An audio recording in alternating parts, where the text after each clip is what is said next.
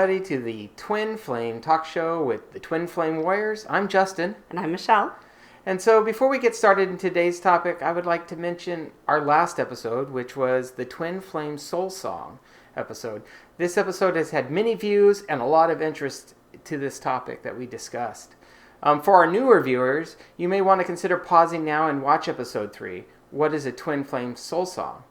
We mention it because, well, we build on that definition and concepts laid out in that episode and through all episodes, and especially today as we answer the question, what is a soulmate? So to get us started, Michelle, why don't you give us a definition to our viewers of what a soulmate is? Yeah, like we talked about in the last episode, everyone's soul sings a song of energetic notes that are like an invisible handshake. We call this the soul song.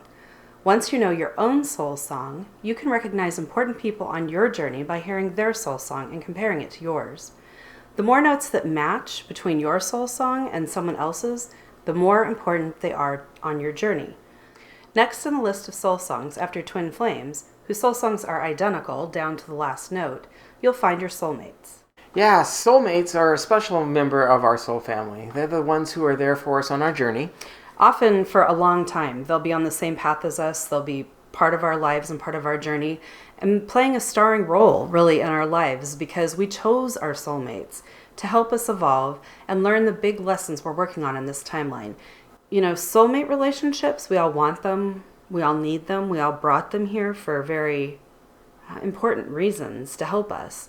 But they're not all sunshine and roses. They're hard work. Sometimes they hurt. And sometimes they have to end. And all of those things are things that you agreed to do with your soulmate before you got here. And they're all for change for the better for your soul and theirs. Yeah, and they're very formative figures on our journey.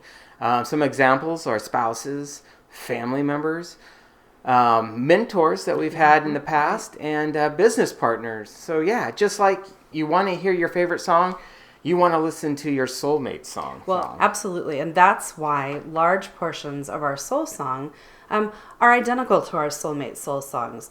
Those identical parts are what help us know that they're important to us because we've been, in the background, our soul song has been playing all our life. And those pieces of it that are there, that are matching our soulmates, we're going to recognize them and be curious about them. So, Michelle, I know we've got plenty of examples of what soulmates are, and we've identified our soulmates. Do you have one that comes to mind? Yeah, I always like to tell the story of my most important soulmate, who's my ex-husband. Our soul songs, in fact, were so similar in so many ways that even our life paths looked almost identical leading up to our meeting when we were in college. There were so many similarities and synchronicities. Things like our dads were on the same ship during the war in Vietnam. Our families went to the same national parks, the same weeks of the same summers, like 3 times that we figured out, throughout our teen years that between our 2 families we could piece together. There were just so many interconnected things that we discovered that it was impossible not to be drawn along in that relationship and find out more and build a connection with each other. The way that I know is that he's not a twin flame, and I never thought he was a twin flame, even when I started to learn about them, was because there are these critical gaps in his soul song and his beliefs and the way he approaches life. And they're tiny, especially because we came from such similar backgrounds.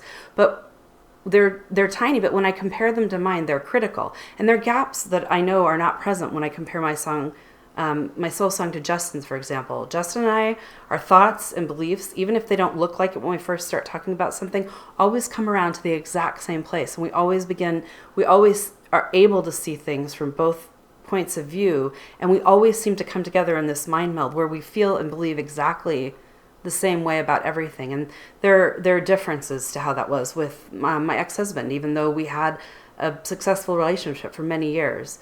So it's all those other parts of our life together with my ex-husband that taught me lessons, that prepared me to meet my twin flame and recognize him.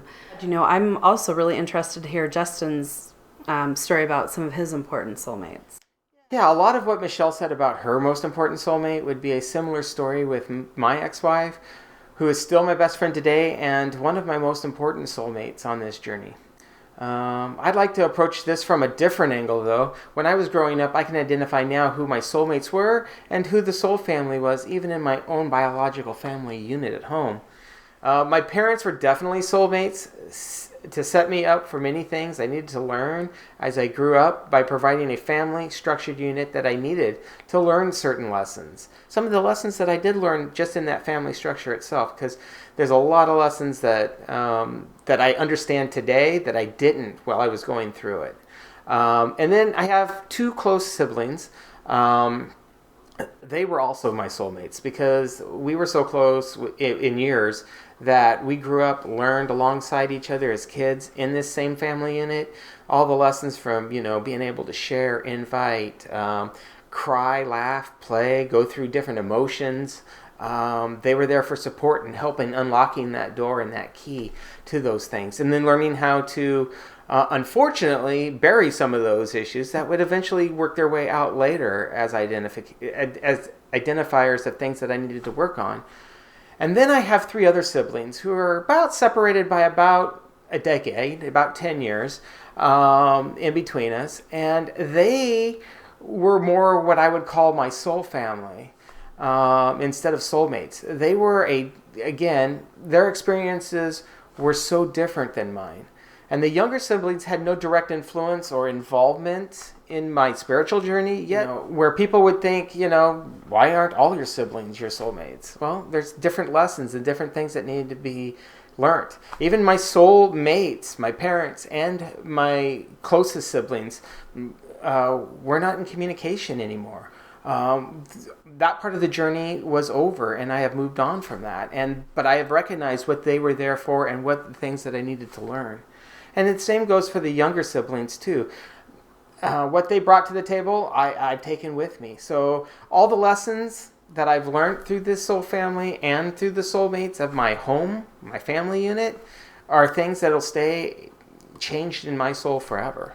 Really, they were all there to prepare me for my unification with my twin flame. All these things that I've learned over the years are keys and doorways that have led to where we are today. And before we go, I do want to refer back to something I said about my ex-husband. Our soul songs sounded so much alike and our paths looked so similar that one could mistake our connection. Soulmates are sometimes mistaken for twin flames, and I think many times people who don't know the difference might call them a false twin flame, which would be an easy mistake to make because soulmates have so much of their song identical to yours. Your soulmates do. You meet a soulmate and maybe they look and feel like what you think your twin flame is going to look like. I guarantee you once you do meet your twin flame, it's a completely different feeling, but you're not going to know that until it happens. We like to talk about having a contract with your soulmates to define your relationship with them and with your soul family and friends. Yeah, I think also I'm excited. The viewers don't know your stories and the similarities that you had with your ex-husband. I mean, you only shared two, and I know there's not hundreds, but there's so many different ones. When you told me about them, I was like, oh my gosh, this sounds like, yeah, that could have been a movie, that could have been a book, that could have been a great ending. So yeah, when those things are revealed later through other episodes or even through the books that we're writing, that the audience is going to go back and say, wow, I can see how close the song of a soulmate is to a twin flame. Absolutely, yes. Yeah, that's really exciting. I can't wait to tell that story too. All right, getting back to what Michelle was saying earlier, anyone who is not your twin flame, you have a soul contract with them. We are going to talk about soul contracts in our next upcoming episode, and it's titled, What is a Soul Contract? Shocking. Right. All these questions. And we did get a request, speaking of questions, we did get a request to answer the question in the comments about, the question was, how do I attract my twin flame? Or how should I attract my twin flame? And we are going to answer that in a future episode. We were so thankful to have that question because that wasn't on our list of episodes just yet. Now it is. So definitely let us know in the comments. Any of you out there, let us know. Any questions or ideas you have that you want to see me and Justin tackle? We are not afraid to talk about anything. We are here as a resource and we are spreading these messages because it's our soul mission. It is what we are doing in this lifetime together as twin flames.